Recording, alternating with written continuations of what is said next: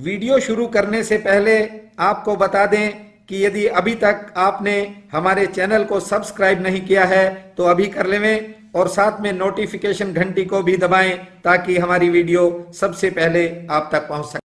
बंधुओं, जिस समय को आदमी संकट काल समझता है वही समय भविष्य में वरदान बन जाता है।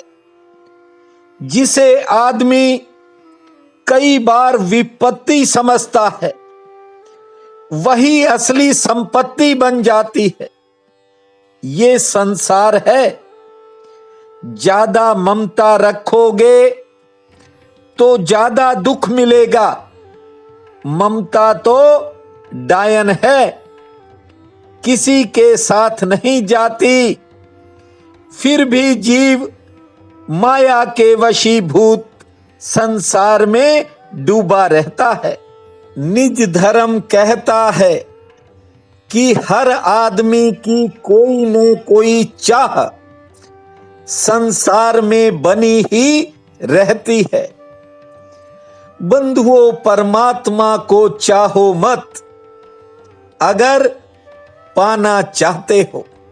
आदमी का ये स्वभाव है कि उसकी चाहें बदलती रहती हैं।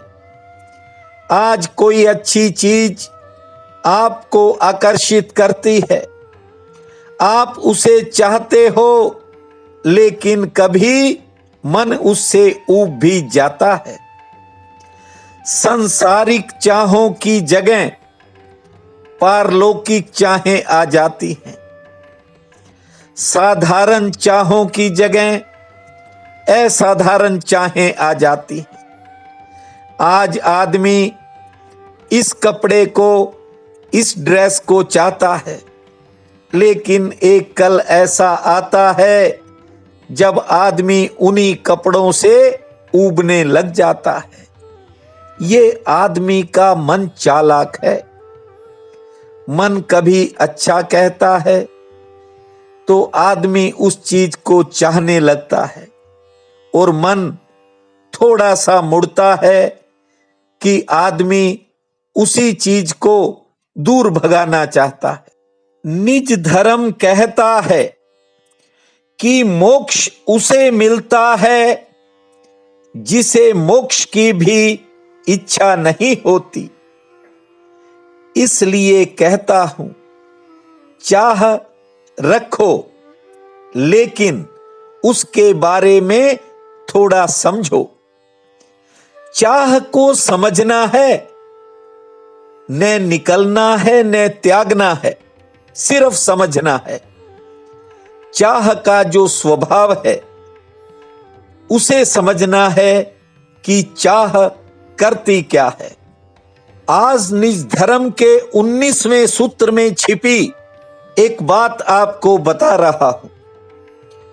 चाह कुछ काम करती है, तुम्हें कभी वर्तमान में ये चाह जीने नहीं देती, हमेशा आपको भविष्य में रखती है।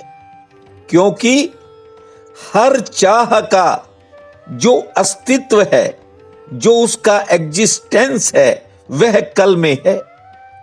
और एक बात को याद रखना, कल कभी आता नहीं है, और इसीलिए मनुष्य की चाहें कभी पूरी नहीं होती।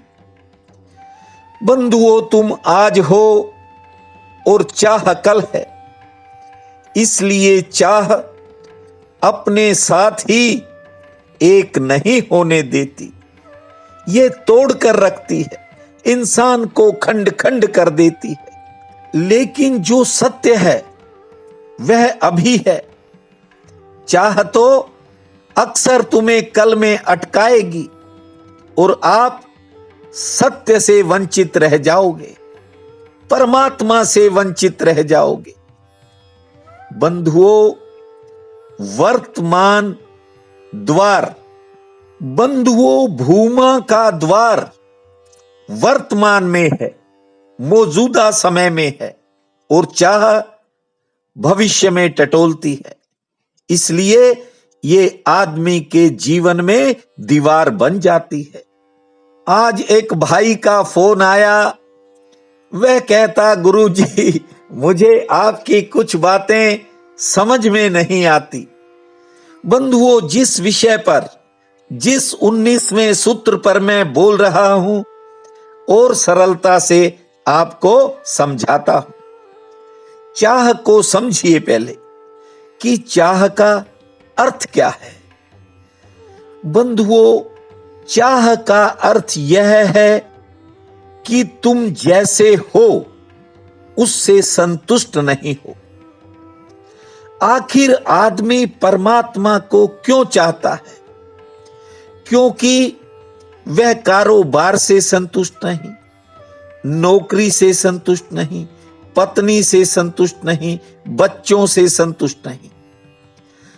ठीक तो यह है कि वह संसार से ही असंतुष्ट है, इसीलिए परमात्मा की तरफ भागता है। आपके परमात्मा की चाह के पीछे केवल आपका असंतोष छिपा है और वहीं गलती हो जाती है। निज धर्म कहता है परमात्मा उन्हें मिलता है जो संतुष्ट है।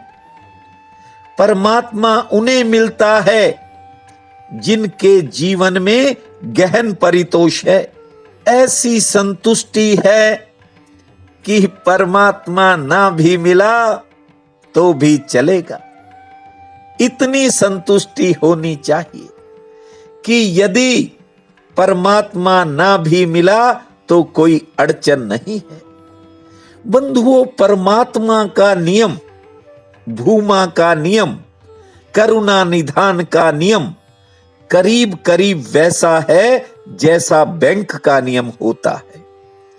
अगर आपके पास पैसे हैं तो बैंक भी आपको पैसे देने के लिए राजी होता है, और यदि आपके पास पैसे नहीं तो बैंक भी मुंह फेर लेता है।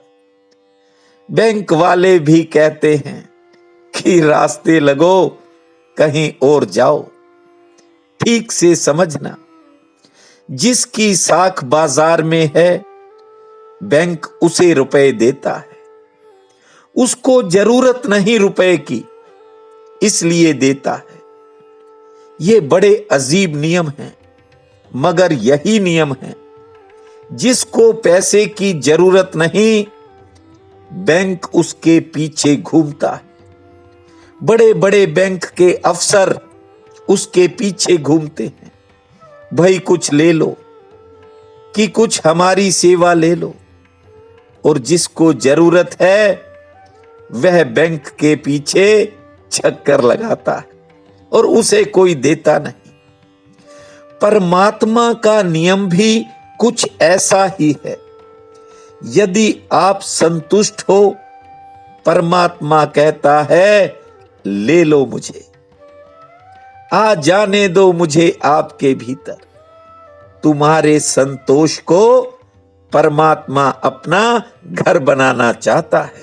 जिस इंसान को संतोष हो जाता है उसका शरीर मंदिर बन जाता है, और मंदिर का देवता उस द्वार पर दस्तक देता है। फिर आत्मा और परमात्मा का मिलन होता है। परमात्मा कहता है, भूमा कहता है कि अब तुम मंदिर हो, अब मैं आ जाऊंगा और आपके भीतर विराजमान हो जाऊंगा। क्यों? क्योंकि आपने संतोष का सिंहासन बना लिया है, और अब ये सिंहासन खाली नहीं रहेगा। ठीक से अपने मन के गहरे तल में देख लेना, ज्यादातर लोग किन्हीं कारणों के कारण ही परमात्मा को खोजते हैं, और मैं देखता हूं कारण भी अजीब हैं। घाटा लग गया, दिवाला निकल गया, पत्नी मर गई, कोई बड़ी घटना हो गई, आदमी सोचता है कि अब परमात्मा को खोजे। मैंने ऐसे ऐसे सन्यासी देखे, उनकी बीती घटनाएं सुनी। मुझे लगा कि ये दुख के मारे परमात्मा की तरफ दौड़ रहे हैं। बंधुओं, परमात्मा को सुख में पुकारो, दुख में पुकारोगे तो वह नहीं आएगा, क्योंकि दुख की पुकार झूठी है। दुख की पुकार केवल सांत्वना के लिए है, एक सहारे के लिए है। दुख की पुकार में तुम परमात्मा का शोषण कर दोगे। यदि परमात्मा को पाना चाहते हो तो सुख में सेवा लेना। जब तुम सुख से भर जाओगे और पुकारोगे, भूमा आपके भीतर प्रवेश करेगा। बंधुओं, मैं सुबह से शाम तक बहुत फोन सुनता हूं और 99% लोगों की एक ही बात होती है कि मैं बहुत परेशान हूं, दुखी हूं। मैं कहता हूं कि दुख को क्या आप उसके द्वार पर ले जाना चाहते हो? द्वार दरवाजे बंद करके दुख को रो लेना, परमात्मा के चरणों में मत चढ़ाना। परमात्मा के चरणों में तो वही चढ़ाना जो आनंद देने वाला हो। बंधुओं, बहुत से कमेंट्स ऐसे होते हैं जिन्हें देखकर मेरी आत्मा प्रसन्न होती है। वे फूल, वे पत्तियां, या यूं समझो कि जो आईडी का कलर होता है, मैं उससे ही आप सबको पहचानता हूं। बंधुओं, मुकेश कुमार बोहरे ये भिलाई के रहने वाले हैं। इनके कमेंट का प्रतिदिन स्टाइल अलग होता है। उसे देखकर ही मेरी आत्मा प्रसन्न हो जाती है। बोहरे जी, मैं भिलाई को अच्छी तरह जानता हूं और भिलाई में और बहुत बहन भाई रहते हैं। इसके अलावा मेरे चाचा का पूरा परिवार, रिश्तेदारी में दूर के चाचा थे, वे अब नहीं हैं। उनका पूरा परिवार, उनके बच्चे वहीं रहते हैं।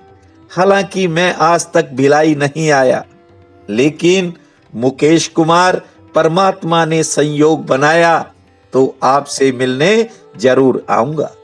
बंधुओं, परमात्मा वहां जाता है जहां मौज की तरंगें उठती हैं। परमात्मा वहां जाता है जहां प्रेम हिलोरे लेता है, और परमात्मा वहां जाता है जहां आत्मा का कमल खिलता है। मैं कहता हूं, बेकार की चिंताएं छोड़ दो, परमात्मा अपने आप आ जाएगा। तुम परमात्मा को खोजो मत। मैं तुम्हें एक ऐसा रास्ता आज बता रहा हूं। आप मौज में जीना सीखो, अपनी आत्मा को आनंद में ले जाना सीखो, शांति और मस्ती में जीना सीखो। परमात्मा को खोजना नहीं पड़ेगा, परमात्मा स्वयं आपके भीतर प्रवेश करेगा। आज अश्विन कृष्ण पक्ष की षष्ठी है, छठा श्राद्ध रहेगा। बहुत बड़ा पुण्य काल है। उठते ही बजरंग बली का नाम लेकर दोनों हाथों से धरती मां को प्रणाम करना, फिर उन्हीं हाथों को अपने सिर पर फेर लेना, 3 बार लंबी श्वास लेना और 4 बार ताली बजाना। अपने पूर्वजों का स्मरण करके दिनचर्या की शुरुआत करना। सूर्य देव, तुलसी माता और पीपल देव को जल अर्पित करना। शाम को प्रसाद बांटकर हनुमान चालीसा का पाठ करना। भूमा भोम भोम, भूमा ओम ओम, भूमा भोम भोम, भूमा ओम ओम, इस महामंत्र को जपना। समय शुभ और मंगलमय रहेगा। प्रिय बंधुओं व मातृदेवी शक्तियों, आज 8 सितंबर दिन मंगलवार है। आप सबको मेरा नमस्कार है। आज का राशिफल इस प्रकार है। मेष, दिनचर्या सामान्य रहेगी। घर के कुछ कामों में व्यस्तता रह सकती है। आमदन के लिए दिन सामान्य है। कोई नया संपर्क बनेगा और कार्य क्षेत्र के काम आज आसानी से निपट जाएंगे। वृषभ, दूसरों के कामों में आपका समय लग सकता है, किसी नई योजना पर विचार होगा। आमदन के लिए दिन मध्यम श्रेणी का है। हाँ, आज कोई निजी चिंता दूर हो सकती है, कोई पारिवारिक जिम्मेवारी घट सकती है। मिथुन, आज रोजगार से आपको अच्छे लाभ की संभावना है, लेकिन आज कोई निजी चिंता मन को घेरेगी, से ठीक रहेगी। कोई नई योजना, कोई नया मौका आ सकता है और यात्रा की योजना पर विचार होगा। कर्क, किसी करीबी की बात आपके मन को बेचैन कर सकती है। आमदन के लिए दिन ठीक है। घरेलू मोर्चे पर कोई नया खर्च सामने आ सकता है और कार्य क्षेत्र में काम का दबाव रह सकता है। सिंह, भविष्य को लेकर आज कोई नया प्रश्न आपके मन में खड़ा होने के योग है। रिश्तेदारों से, मित्रों से मिलन का दिन है। दोपहर बाद किस्मत के सितारे अचानक चमक सकते हैं। स्वास्थ्य पक्ष लगभग मजबूत है। कन्या, किसी जरूरी काम में अचानक कोई कठिनाई आएगी, लेकिन समय के रहते बाधा दूर होगी। लेन देन के कामों में राहत मिलेगी। सेहत पक्ष थोड़ा नरम है। आज कोई शुभ समाचार भी आ सकता है। तुला, दिन भाग्यशाली है, लेकिन मन में बीती किसी घटना को याद करके बेचैनी हो सकती है। कारोबार से आमदन ठीक होगी। कोई नया संपर्क बनेगा। विरोधी भी आपके पक्ष में आ सकता है। वृश्चिक, किसी पुराने साथी से मिलन होगा, उसके साथ समय बीत सकता है। गृहस्थ में सेहत से जुड़ी कोई चिंता व्याप सकती है। नई योजना से किस्मत चमकने के आसार हैं। सेहत ठीक रहेगी। यात्रा में सावधानी रखें। धनु, मन में आज कुछ नए विचारों का फैलाव होगा। मन में कहीं जाने की इच्छा बनेगी। कारोबारी सितारे ठीक है। आर्थिक पक्ष मजबूती की तरफ बढ़ेगा। किसी मुलाकात से धन लाभ की भी संभावना है। मकर, कोई अपना निराश कर सकता है। व्यापार में उतार चढ़ाव का दिन है। आमदन मध्यम श्रेणी की होगी, लेकिन कोई प्रभावशाली सहयोग मिलेगा जिससे आपके बिगड़े काम में सुधार होगा। कुंभ, कारोबार के लिए दिन ठीक है, लेकिन नौकरी पेशा लोगों पर काम का दबाव रह सकता है। सेहत पक्ष थोड़ा नरम है। किसी विशेष कार्य में शामिल होने का योग है और दोपहर बाद कोई शुभ समाचार भी आ सकता है। मीन, गृहस्थ संबंधी कुछ नए खर्च सामने आएंगे। संतान संबंधी कामों में प्रतीक्षा करनी पड़ेगी। किसी के प्रति आज आपका लगाव बढ़ सकता है। से ठीक रहेगी और मित्रों का सहयोग मिलेगा। आज का ये दिन आप सबके लिए अति शुभ फलदायी हो, यही मेरी प्रार्थना है। आप सबका बहुत बहुत धन्यवाद।